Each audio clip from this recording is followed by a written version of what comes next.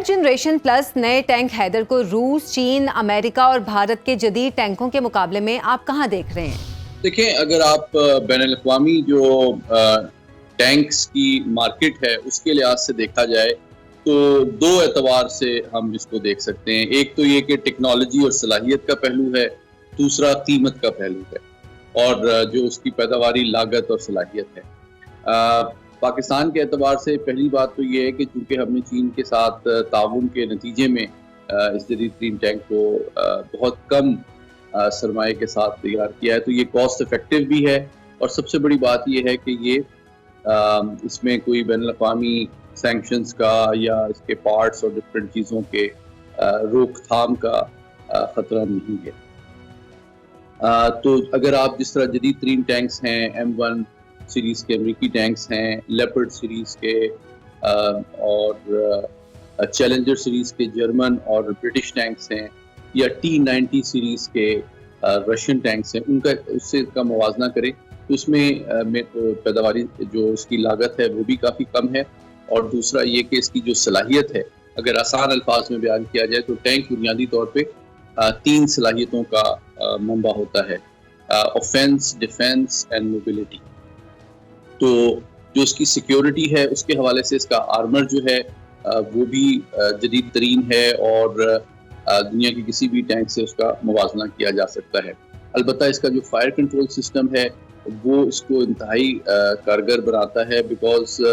इसका जो fire control system है वो इसको एक हंटर किलर कैपेबिलिटी भी देता है। टारगेट ऑटोमेटिक टारगेट ट्रैकिंग का इसमें सिस्टम मौजूद है, प्लस इसमें एक ऑटोमेटिक जो है वेपन सिस्टम भी मौजूद है, प्लस इसकी जो एक 125 मिलीमीटर दहाने की तोप है वो नॉर्मल APFS DS और जो राउंड्स होते हैं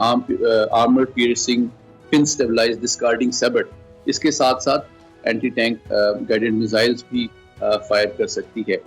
जहाँ तक मोबिलिटी का ताल्लुक है तो मोबिलिटी के हवाले से भी चूँकि इसकी जो पावर टू वेट रेशो है वो बेहतर है और इसकी वजह से ये मज़ीद एजाइल भी है और तेज़ी से अपनी पोजीशन भी चेंज कर सकता है और ज़्यादा इसकी मोबिलिटी की सलाहियत भी बेहतर है। तो किस्सा मुख्तसर इन तमाम फीचर्स के हवाले से ये दुनिया का बेहतरीन टैंक है और इंटरनेशनल जो आर्म्स मार्केट है उसमें यकीनी तौर पे मैं समझता हूँ आने वाले महीनों और सालों में ये एक बहुत टफ टाइम देगा मगरिब के जदीद तरीन टैंक्स को। और जिस तरह हमारा JF-17 थंडर ने भी काफ़ी पजीराई हासिल की है, मैं तवक्को करता हूँ इसी तरह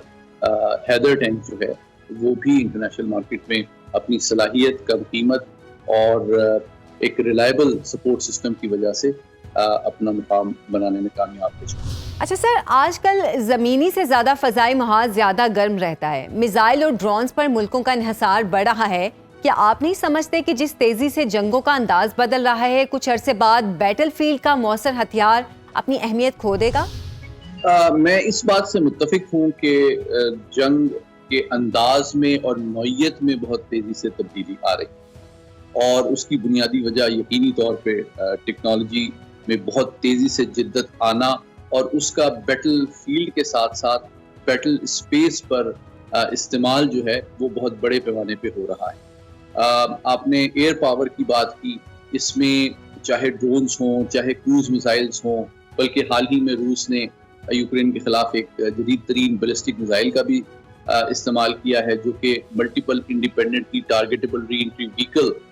से लेस था और कई वॉरहेड्स ले जाने की सलाहियत रखता था। इससे ये साबित होता है कि दुनिया में जो हथियार हैं वो बहुत ज़्यादा तेज़ी से तरक्की भी पा रहे हैं और उनका तमाम जंगों में इस्तेमाल भी हो रहा है। आप देख रहे हैं कि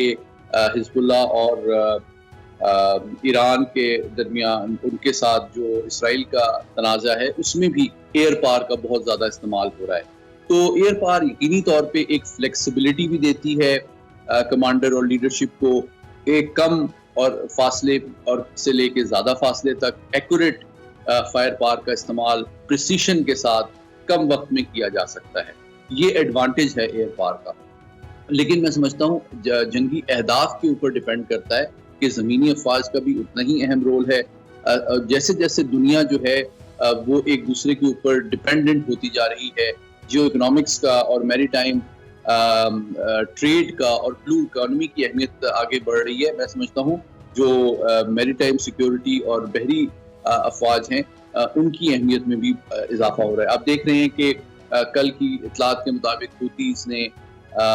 بعض بحری جہازوں پہ بھی بہت بڑے پیمانے پہ حملہ کیا ہے.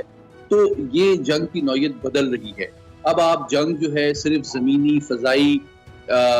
یا بحری محاذوں تک محدود نہیں ہے، بلکہ بیک وقت ان تینوں محاذوں پہ لڑی جا رہی ہے. اور ساتھ ہی ساتھ آپ دیکھ رہے ہیں کہ انفارمیشن، اسپیس ٹیکنالوجی، ڈرونز اور لیتھل آٹونومس ویپن سسٹم، چاہے وہ زمین پہ ہوں، چاہے فضا میں ہوں، چاہے سمندر کے اندر ہوں، چاہے سمندر کی تہہ کے نیچے ہوں، ان کا استعمال بڑھ رہا ہے. تو یقینی طور پہ ٹیکنالوجی جو ہے اس نے جنگ کی حیت اور نوعیت کو بہت گہرے اور دیرپا انداز میں تبدیل کر دیا.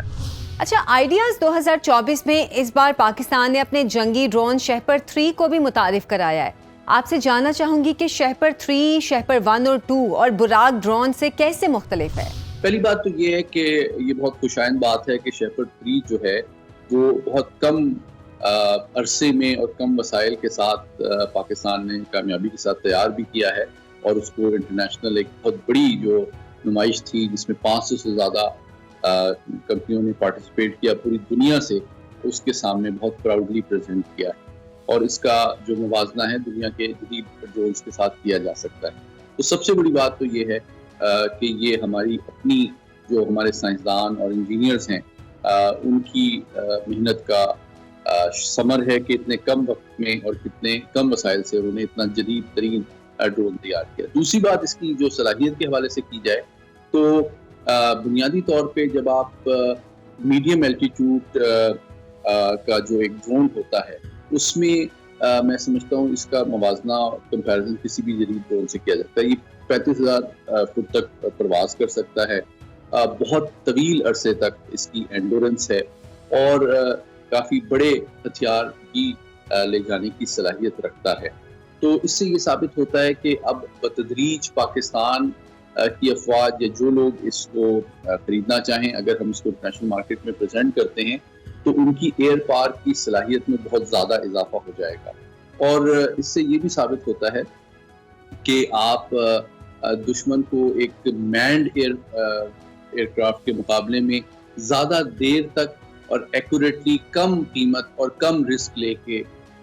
کامیابی کے ساتھ نشانہ بنا سکتے ہیں. اگر ایک ڈرون جو ہے 10 سے 20 گھنٹے تک پرواز کر سکتا ہے اور وہ ایک ٹارگٹ کا صحیح انداز میں چناؤ کر کے اپنے پریسیشن گائیڈڈ میونیشن کے ذریعے اس کو بہت ایکوریٹ انداز میں تباہ کر کے جو کولیٹرل ڈیمیج ہے اس کو بھی کم کر سکتا ہے اور کم لاگت اور کم قیمت کے تحت ایئر پار کے استعمال کو مزید مؤثر بنا سکتا ہے. تو میں توقع کرتا ہوں کہ اس کی بڑے پیمانے پہ جیسے جیسے استعمال بڑھے گا ہماری مہارت میں اضافہ ہوگا. آپ نے دیکھا کہ حال ہی میں پاکستان ایئر فورس نے جو بہت بڑی بین الاقوامی مشقیں منعقد کی انڈس شیلڈ 24، اس میں تقریباً 24 ممالک نے شرکت کی. اس میں بھی بڑے پیمانے پہ ہم نے ڈرونز کا استعمال کی مہارت کا بھی مظاہرہ کیا اور ساتھ ہی ساتھ نئی ٹیکٹکس اور نئی حکمت عملی کو بھی ٹیسٹ کیا گیا. تو اس سے یہ لگتا ہے کہ پاکستان کا نہ صرف ہماری جو ٹیکنیکل اور انڈسٹریل مہارت ہے، جدید ترین دور مار اور طویل عرصے تک پرواز کرنے والے بڑے ڈرونز کے اوپر اس میں اضافہ ہوا ہے، بلکہ ساتھ ہی ساتھ ہم نے اس کو اپنی ڈاکٹرن میں، اپنی ٹیکٹکس اور حکمت عملی میں بھی بڑے پیمانے پہ انٹیگریٹ کیا.